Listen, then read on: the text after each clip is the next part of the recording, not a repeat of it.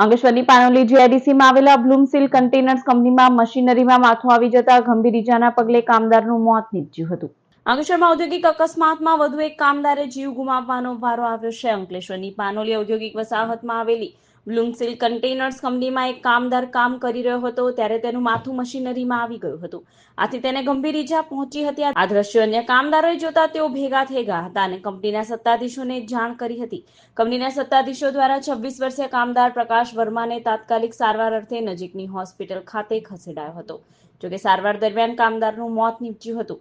बनाव अंगे पानोली पुलिस फरियाद नोंधी वधु तपास हाथ धरी है। और इस कार्य ब्लूम कंपनी लिमिटेड में कोई भी किसी भी चीज का इसमें कार्य परफॉर्मेंस नहीं है।